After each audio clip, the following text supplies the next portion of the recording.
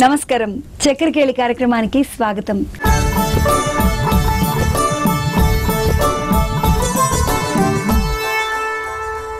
ఎన్నో సందేహాలకు చక్కగా చక్కెరకేళి లాంటి సమాధానాలు ఇస్తున్న డాక్టర్ ఆకెళ్ళ విభీషణ్ శర్మ గారు మనతో పాటు స్టూడియోలో ఉన్నారు.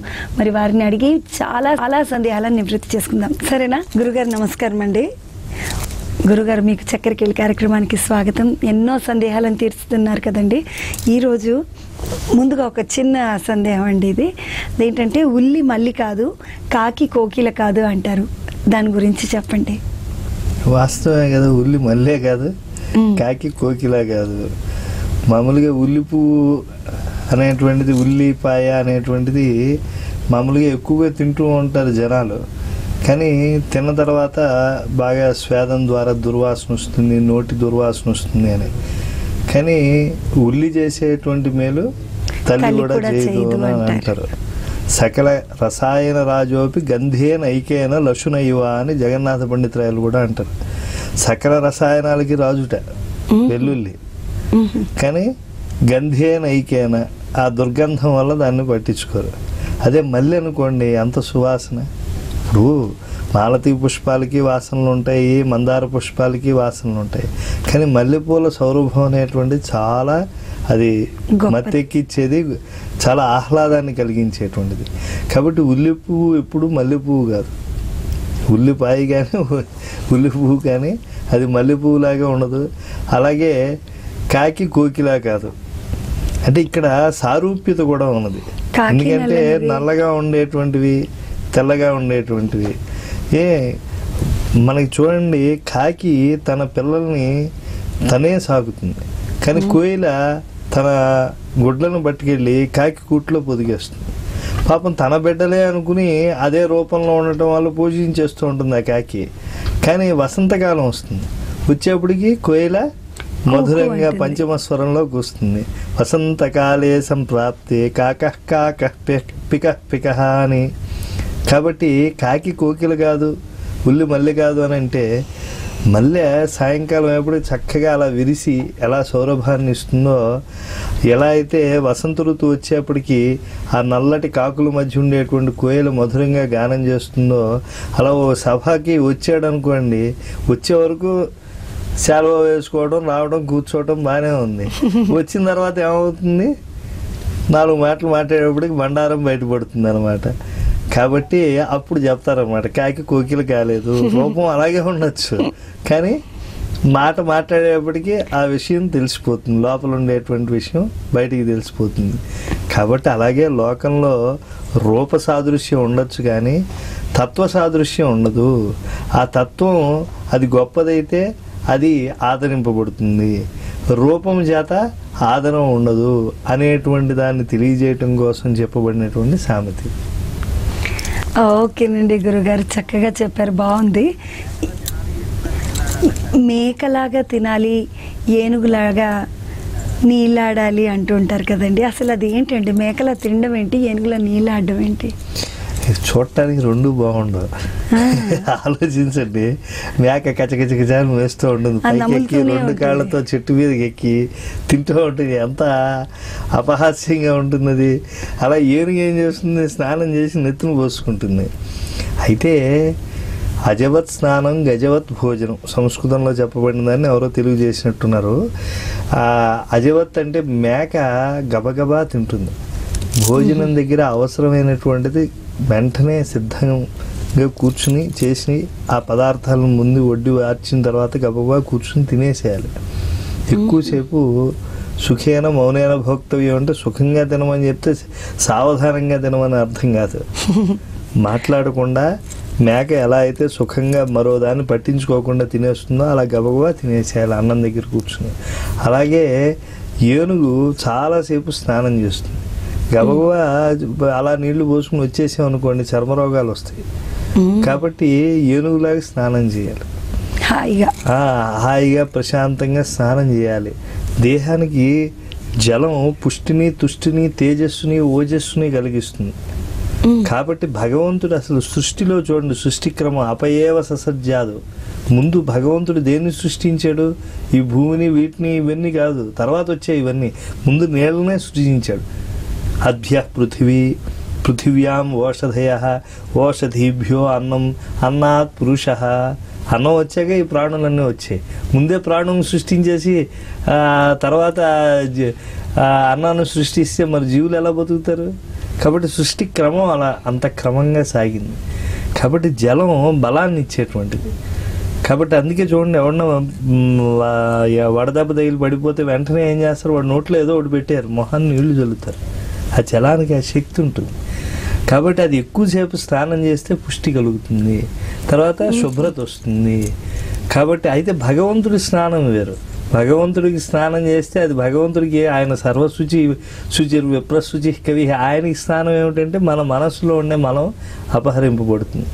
కాబట్టి అజవత్ స్నానం, గజవత్ స్నానం, అజవత్ భోజనం అని అంటే మేకలాగా ఏకాగ్రంగా తొందరగా తినాలి, ఏనుగులాగా ఎక్కువసేపు శుభ్రంగా స్నానం చేయాలి అని పిల్లలకి నేర్పించడం కోసం చెప్పినటువంటి మంచి స్నానం. గారు మామూలుగా సాధారణంగా పెళ్ళైన తర్వాత అమ్మాయిల్ని అంటే మామూలు అప్పుడు ఓకే, పెళ్లి కాకముందు ఏ రోజు వెళ్ళినా ఏ ప్రాబ్లం ఉండదు. కానీ పెళ్ళైన తర్వాత అమ్మాయిని అత్తవారింటికి పంపించేప్పుడు మంగళవారం రోజు ఈరోజు పంపించము అంటారు, తర్వాత ఈరోజు శుక్రవారం ఈరోజు పంపించమండి అమ్మాయిని అంటారు, వచ్చి 9 రోజులైందండి 9వ రోజు పంపించము అంటారు. అసలు దీనికి కారణం ఏంటండి? అంటే అత్తవారింటికి పంపించమంటారా, పుట్టింటికి పంపించట్లేదు? అత్తవారింటికి అమ్మగా ఇప్పుడు మనం పుట్టింటికి వచ్చామని, ఇప్పుడు నేను పుట్టింటికి వచ్చాను, మా అమ్మ వాళ్ళు మంగళవారం వెళ్తానన్నాను అనుకోండి, ఈరోజు మంగళవారం పంపించము అంటారు, లేదా ఈరోజు శుక్రవారం పంపించము అంటారు, వచ్చి 9 రోజులైంది 9వ రోజు పంపించము అంటారు. అలా ఎందుకని? అంటే ఆడపిల్ల అంటే ఎవరండి? మహాలక్ష్మి స్వరూపం. లక్ష్మి మరి మంగళవారం అంటారు కానీ అది అమంగళవారం. నేతి బీరకాయ అంటారు కానీ అందులో నేతి ఉండదు, జీలకర్ర అంటారు కానీ దాంట్లో ఏం కర్ర ఉండదు. అలా ఏదో అంటూ ఉంటారు కానీ అలాగే మంగళవారం మంచిది కాదు. మన బిడ్డ అత్తవారింటికి వెళ్ళి కష్టాలు కాకూడదు. అలాగే మహాలక్ష్మి స్వరూపం ఆడపిల్ల శుక్రవారం వెళ్ళిపోయింది అనుకోండి, ఇంట్లోంచి లక్ష్మీదేవత వెళ్ళిపోయినట్టు. కాబట్టి మంగళవారం పంపించం, ఇది పంపించం, తర్వాత చెడు తిథుల్లో పంపించం, మంచి రోజు చూసుకుని పుణ్యకాలంలో పంపిస్తే ఆ అమ్మాయి అక్కడ సుఖశాంతులతో ఉంటుంది అని. ఎందుకంటే దానాలు అన్నీ కూడా మనం ఇచ్చేసిన తర్వాత వాటిపైన మనకు బాధ్యత ఉండదు. ఇప్పుడు నేను గోదానం చేశాను, అన్నదానం చేశాను, వస్త్రదానం చేశాను, అవన్నీ వెళ్ళిపోయినటువంటివే. కానీ కన్యాదానం చేశాను అనుకోండి, ఆ కన్యని ఇచ్చేయటంతో నా పని అయిపోలేదు. అక్కడ నేను ఏ అల్లుడి గారికి అయితే నేను మా అమ్మాయిని ఇచ్చి పెళ్లి చేశానో, ఆ అల్లుడి గారికి ఆమె ద్వారా ధర్మమును, అర్థమును, కామమును పొందేందుకు ఆమె సహకారం ఇవ్వటంతో సమన్వయింపబడింది. అంతే తప్పించేసి నా కన్యను నేను ఇచ్చేసాను కాబట్టి ఆమె బాగోగులు నేను ఇంక విడిచిపెట్టేస్తానని కాదు. ఆమెను పుట్టింటికి పిలుస్తూ ఉండాలి, సారి పెడుతూ ఉండాలి. ఆమె మరి గర్భవతి అయిన తర్వాత ప్రసవం వరకు నేను జాగ్రత్తగా కంటికి రెప్పలా చూసుకోవాలి. అలాగే నా కొడుకు అంటే ఎవరు, ఆ అమ్మాయికి బావమరిది అవుతాడు, ఆ అమ్మాయి మొగుడికి, ఆ అమ్మాయికి తోబుట్టు అవుతాడు. ఒకవేళ కనుక మేము కన్యాదానం చేసినటువంటి వాళ్ళని లేవనుకోండి, మా సంతానం ఎప్పుడు కూడా వాళ్ళు చక్కగా పీటల మీద కూర్చుంటే వాళ్ళకి బట్టలు పెడుతూ ఉండాలి. కాబట్టి ఆడపిల్లని మంచి ముహూర్తం చూసుకుని పంపించాలి, ఆ ఆడపిల్లకి అనుకూలమైనటువంటి ముహూర్తం చూసుకుని పంపించాలి, ఆడపిల్ల క్షేమ సమాచారాలు తెలుసుకుంటూ ఉండాలి. ఇవన్నీ మన భారతీయ సంస్కృతితో ముడిపడి ఉన్నాయండి. స్త్రీని మహోన్నతంగా ఆదరించినటువంటి సంస్కృతి ఉన్నది అని అంటే అది భారతీయ సంస్కృతి. మన తెలుగు వాళ్ళది దానికి ఏమాత్రం వన్నె తరగినటువంటిది. కనుక స్త్రీ సంరక్షణ కోసం మన పూర్వీకులు తీసుకున్నటువంటి బాధ్యతలను గుర్తు చేసేటువంటివి ఈ ఆచారాలన్నీ కూడా. అలాగే గురుగారు, బాగుంది. ఇంకొక చిన్న సందేహం అండి, అంటే ఈ సందేహంలో కూడా మళ్ళీ సందేహం ఉంది నాకు. ప్రశ్నలో మామూలుగా ప్రశ్నాపత్రంలో ఇస్తూ ఉంటారు అనుబంధ ప్రశ్నలు అని చెప్పి. ఏమండి 4 ప్రశ్నలు ఇస్తూ అంటే 3వ ప్రశ్నలో అనుబంధ ప్రశ్న ఇదండి, 4వ ప్రశ్నలో అనుబంధ ప్రశ్నలు 3 అని చెప్పి మాస్టర్ 4 ప్రశ్నలు లేని 8 ప్రశ్నలు ఇస్తూ ఉంటారు. అలాగే అనమాట. గురుగారు, యాక్చువల్గా ఏంటంటేనండి, గడ్డం నెరిసినా గర్భం తగ్గలేదు అంటారు, ఇదొకటి. ఇంకొకటి ఏంటంటేనండి, చింత చచ్చినా పులుపు చావలేదు అంటారు. ఈ రెండు ఒకటేనా, లేదా ఇవి రెండు వేరు వేరా? సారూప్యత ఏమైనా ఉందా? మామూలుగా చూస్తే ఇన్సూరెన్స్గా దగ్గరగా ఉన్నట్టుంటాయి. ఇప్పుడు మొదటిది ఏం చెప్పారు, గడ్డం నెరిసిన గర్వం చావలేదు అని. మామూలుగా మనిషికి ప్రవృత్తి ఎలా ఉంటుంది అని అంటే, కొంతమందికి చిన్న వయస్సులోనే అనేక విషయాల పట్ల వాస్తవికత పట్ల అవగాహన వస్తుంది. కొంతమందికి వయసు పెరుగుతుంది కానీ ఇది పెరగదు. దీన్ని తెలియాలని వేదవ్యాసులు వారు ఎన్నో భారతాదుల్లో కథలు చూపించారు. ఆయన మహాగురు. శంకరులను ఎలా అయితే జగద్గురు అంటామో, కృష్ణ పరమాత్మను ఎలా జగద్గురు అంటామో, అలాగే వేదవ్యాసుల వారు కూడా మనం జగద్గురు అనుకోవాలి. కొన్ని ఆయన మీద ఆరోపించుకుంటారు, అవన్నీ నిజాలని అనుకోకూడదు మనం. ఇప్పుడు ఉదాహరణకి సుఖమహర్షికి అన్నీ బోధించి ఆయన వైరాగ్య శాస్త్రాన్ని మాత్రం బోధించలేట. ఎందుకంటే ఆయన జాతకం తెలుసు. ఈయన యొక్క మనస్సు నుంచి ఉద్భవించినటువంటి వాడు, వేదవ్యాసుల యొక్క మనస్సు నుంచి ఉద్భవించినటువంటి వాడు సుఖమహర్షి. ఈ సుకుడు ఏ రోజైనా కూడా తన నుంచి దూరం అయిపోతాడు అని చెప్పి చాలా జాగ్రత్తగా ఉండేవాట. అయితే గ్రహణం వచ్చిందనుకోండి, పట్టు స్నానం విడుపు స్నానం ఉంటాయి. గబుక్కుని ఈయన ఆ స్నానానికి వెళ్ళాడు. ఆ వెళ్ళి వచ్చే లోపల నారద మహర్షి కాస్తే ఈయనకి వైరాగ్యం బోధించేశాడు. బోధించగానే ఎప్పుడైతే వైరాగ్య శాస్త్రం, అప్పటి వరకు మిగతా శాస్త్రాలు అన్నీ తెలిసాయి, వైరాగ్యం లేదు శుకులకి. ఆ వైరాగ్యం వచ్చేసింది.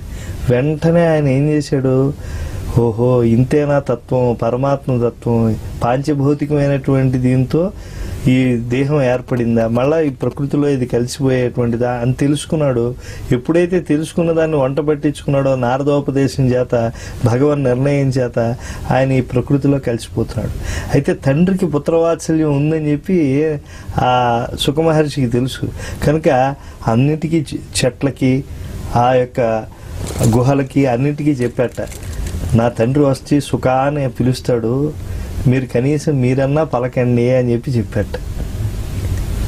కనుక ఈయన ఎప్పుడైతే ఈ వేదాంతంతో తండ్రి వచ్చే లోపల పాంచభౌతికమైనటువంటి ప్రకృతిలో అలా కలిసిపోతున్నాడో ఋషి గ్రహించేశాడు. వేదవ్యాసుల వారు పరిగెత్తుకు వస్తున్నాడు. ఆయన కలిసిపోతూ ఉంటే, సముడై ఎవ్వడు ముక్త కర్మచయుడై సన్యాసి అయి ఒంటి ఓవన్ మహాభీతిన్ ఓహో కుమారయనుచున్ వ్యాసుండు జీరంగ వృక్షములున్ తన్మయతున్ ప్రతిధ్వనులు చక్కంజేశమున్నట్టి భూతమయన్ బాదరాయణి తపోధన్యాగ్రణిన్ ధీమణిన్.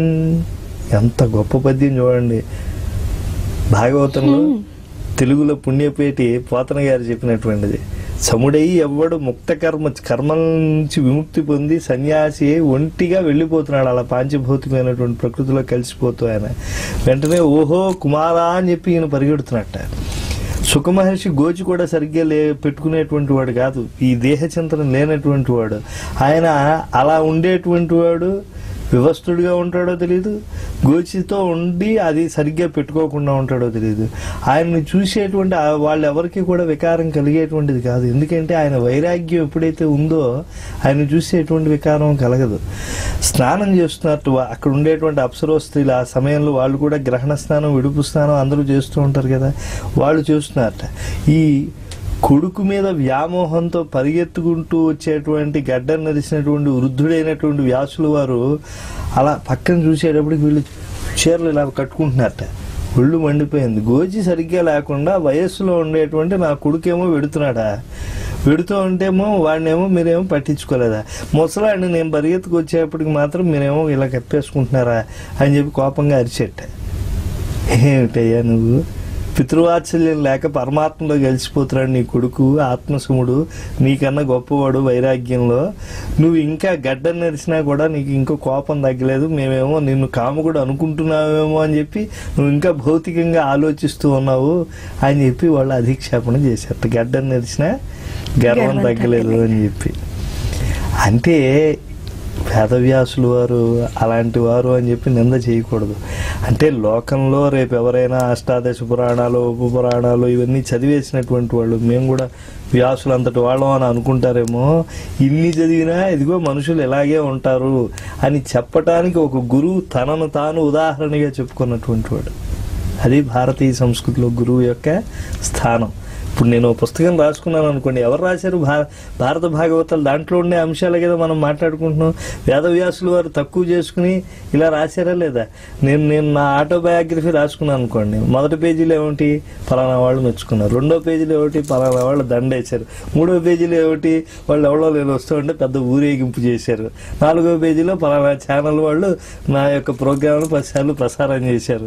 ఇలా ఉంటుంది తప్పించి ఎక్కడైనా వాడు ఇలా తప్పు పట్టాడని నేను రాసుకుంటానా? రాసుకున్నవాడు మహాత్ముడు.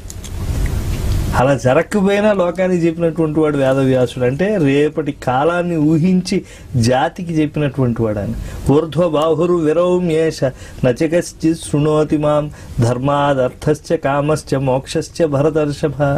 చేతులెత్తి నేను చెబుతూ ఉన్నాను రా, మీరు ధర్మం వల్ల అర్థాన్ని, ఆ వచ్చినటువంటి అర్థం ద్వారా కామాన్ని పొందండి, ధర్మావరుద్ధమైనటువంటి కామాన్నే మీరు పొందండి, అంటే ధర్మముతో కూడినటువంటి కామాన్నే మీరు పొందండి అని చెప్పి ఉపదేశం చేసినటువంటి మహాత్ముడు వేదవ్యాసులు వారు. కనుక ఆయన్ని మనం చింత చేసినా పులుపు చావలేదు, వయసు అయిపోయినా ఇంకా వీళ్ళు చేరగట్టుకున్నారా లేదా చూశారు అని అనకూడదు. అంటే లోకంలో అలాంటి వాళ్ళు ఉన్నారు, వాళ్ళని చెప్పుకుందాం ఉదాహరణగా. వీళ్ళని చెప్పుకోవటం అనేటువంటి జరుగుతూ ఉంటుంది మనకి. అలా చెప్పుకోకూడదు, వీళ్ళని చెప్పుకోకూడదు మనం. కాబట్టి వయస్సు మళ్ళీపోయినా కూడా తాత పెళ్లి చేసుకుంటావు అంటే నేను చేసుకోనానండి, నాకెవరిస్తారు రా అబ్బాయి పిల్లని అనమాట. అంటే పిల్ల ఇస్తే పెళ్లి చేసుకో, ఈయనకేమో అభ్యంతరం లేదనమాట, ఇచ్చేవాళ్ళకి అభ్యంతరం కాదు. కాబట్టి ఇది చింత చచ్చినా పులుపు చావలేదు అంటారు. అంటే చేసుకున్న ఆయన చేయగలిగింది ఏముంది? ఆవిడ పంచి సరిగ్గా కట్టించుకోలేని పరిస్థితి అయింది. మంచం మీద పడుకుని మెడబెట్టి లేపితే తాగేటువంటి వాడు ఆయన. ఆ గంజి తాగిచ్చాలి, మళ్ళీ ఆ దవళ్ళు కూడా రావలేడు పెట్టినటువంటిది. కాబట్టి ఏమిటంటే మా వయస్సు అయిపోయిన కొద్దీ మార్పు తదనుగుణంగా రావాలి. అలా రావడం లేదు అనేటువంటిది ఎదుటి వాళ్ళకి బాగా సూటిగా చెప్పడానికి వాడేటువంటి మాట చింత చచ్చినా పులుపు చావలేదు. అంటే గడ్డం నెరిసినా మీరు చూడండి, గర్వం తగ్గలేదు, కోపం తగ్గలేదు అంటే అక్కడ వేరు. చింత చచ్చినా పులుపు చావలేదంటే ఒక్కొక్కసారి సంపదలు హరించుకుపోతాయి. హరించుకుపోయినా కూడా వాడు పూర్వం సంపద ఉన్నప్పుడు ఎలా ప్రవర్తించాడో ఇప్పుడు అలా ప్రవర్తిస్తూ ఉంటాడు. అప్పుడు పక్క వాళ్ళు అధిక్షేపణ చేసేప్పుడు చింత చచ్చినా పులుపు చావలేదు అంటారు. అంటే దగ్గరగా ఉన్నట్టు కనిపిస్తాయి కానీ కొంత భేదం ఉంది వాటి మధ్య. అలాగేనండి గురుగారు, చక్కగా చెప్పారు. ఇప్పుడు ఒక చిన్న విరామం తీసుకుందాం. చక్కెరకేళి కార్యక్రమంలో ఇప్పుడు ఒక స్వల్ప విరామం.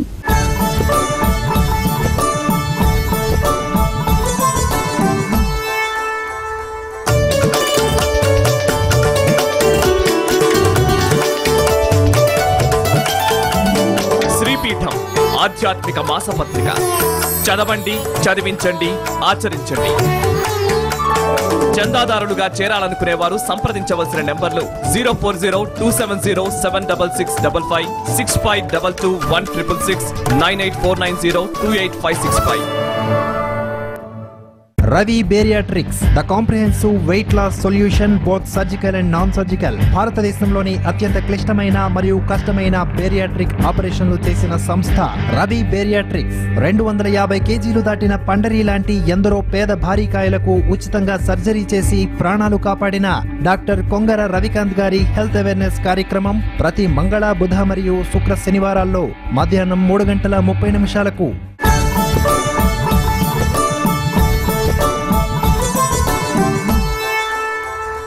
విరామం తర్వాత చక్కెరకేళి కార్యక్రమానికి తిరిగి స్వాగతం.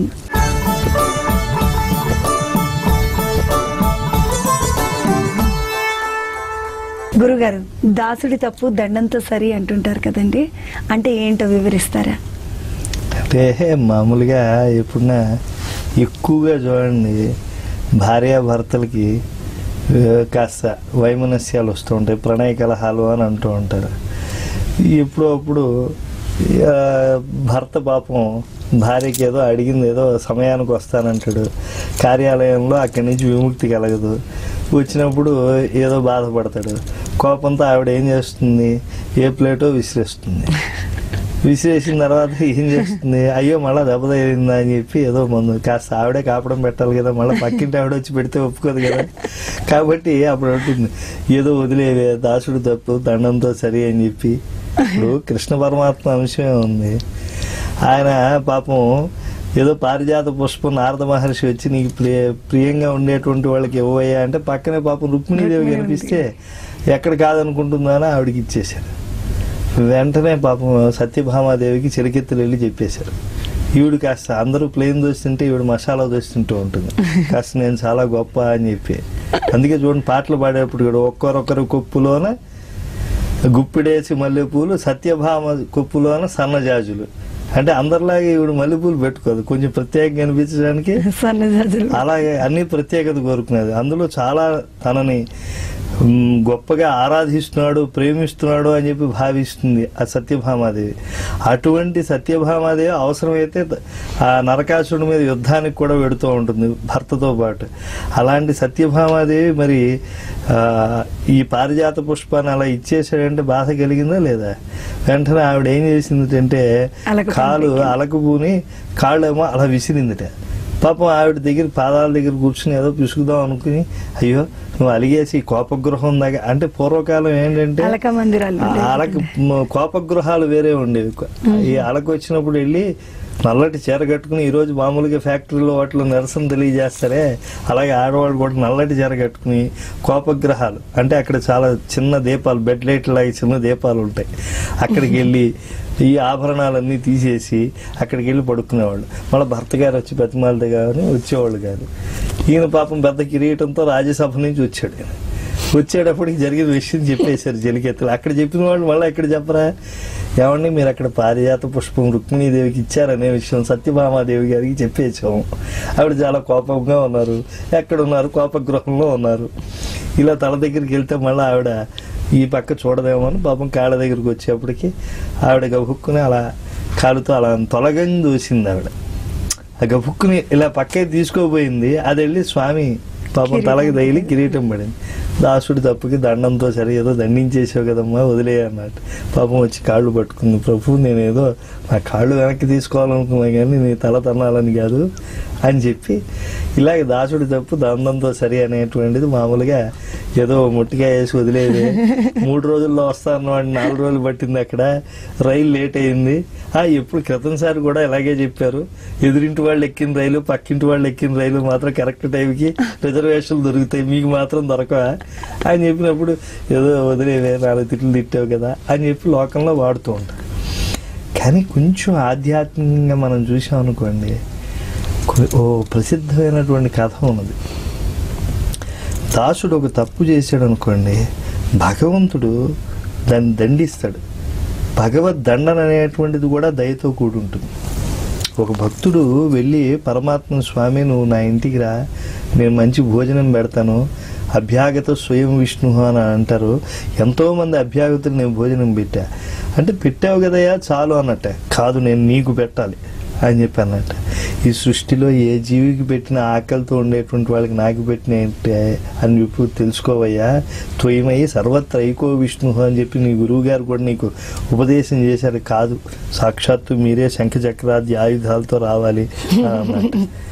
అలా కాకపోయినా ఎలాగో అలాగో వస్తాను నేను అని చెప్పి ఆయన తర్వాత రోజు వస్తానంటే భగవంతుడు వస్తాడు కదా.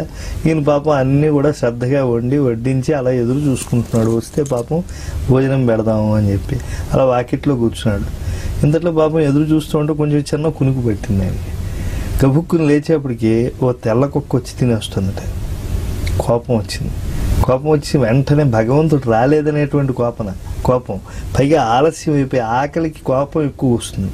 నిద్ర లేకపోయినా కోపం వస్తుంది, కానీ ఆకలి వేసిన వాడికి ఇంకొంచెం ఎక్కువ కోపం వస్తుంది. వెంటనే ఓ దుడ్డిగార తీసుకుని గట్టిగా కుక్క నడ్డి మీద కొట్టేట. అది కుయ్యి అని చెప్పి పరిగెత్తికి వెళ్ళిపోయింది. మరి కుక్క ముట్టినటువంటి అన్నం ఏం చేస్తాడు, బయటపడేసాడు, మళ్ళీ వండుకున్నాడు, తిన్నాడు. పక్క రోజు వెళ్ళాడు, ఏమంటే మనుషులు అబద్ధం చెప్తారు అది ఇది అని నేను అనుకున్నాను, భగవంతుడు కూడా అబద్ధం చెప్తాడని ఇప్పుడే నాకు తెలిసింది అని అన్నట్టు భగవంతుడి దగ్గరికి వెళ్ళి, ఏమయ్యా నేను వచ్చాను కదా అన్నట్ట. ఎక్కడొచ్చావు స్వామి అన్నట్ట. వెనక్కి తిరిగేట, వీపు మీద ముందు రోజు ఈయన కర్ర ఇచ్చి కొట్టాడు చూసారా, ఆ దెబ్బ చూపించాడు, నువ్వు కొట్టిందని అయ్యా అని పాదాల మీద పడ్డట్టు. నాయన భగవంతుడు అనేటువంటి వాడు శంఖచక్రాది ఆయుధాలతోనే రావాల్సిన అవసరం లేదు, ఆయన అందరిలోనే ఉంటాడు. ఈశ్వర సర్వభూతానాం హృద్దేశే అర్జున తిష్టతి, అందరి లోపల అంతర్యామిగా ఉండేటువంటి వాడు ఆయన. కాబట్టి ఆర్తితో ఉండేటువంటి ఎవరికి పెట్టినా భగవంతుడికి పెట్టినట్టే. కాబట్టి దాసుడి తప్పు దండంతో సరే అని అంటే, ఎవడైతే దాసుడు భగవంతుడు అన్ని రూపాల్లో ఉన్నాడు అని తెలుసుకోడో, ఇటువంటి వృత్తాంతాలు తెలుసుకుంటే వాడికి అది ఆ బోధే ఒక దండన అవుతుంది. దండన అంటే కర్రీచి కొట్టేసిన దండం కాదు, ఇలాంటి బోధే దండన అవుతుంది. కాబట్టి అతను జ్ఞాని అయి అందరినీ కూడా విష్ణు స్వరూపాలుగా భావించి ఆర్తితో ఉండేటువంటి వాళ్ళందరికీ అన్నం పెడతాడని దాసుడు తప్పు దండంతో సరి అని అంటూ ఉంటారు. గురుగారు చక్కగా చెప్పారండి. నిజంగా చక్కెరకేళి లాగానే ఉన్నాయి. చక్కెరకేళి కన్నా ఇంకా తీయగా ఉంటే ఎలా ఉంటుందో అలా ఉంటుంది ఈ సమాధానం మాత్రం. మీకు ధన్యవాదాలండి. చూశారు కదండి ఇవాళ చక్కెరకేళి కార్యక్రమం. నిజంగా చాలా చాలా విషయాలు తెలుసుకున్నామని మీకు కూడా అనిపించింది కదా. ఇలాంటి బోలెడన్ని సందేహాలకు చక్కెరకేళి లాంటి నివృత్తుల్ని అందిస్తారు గురువు గారు.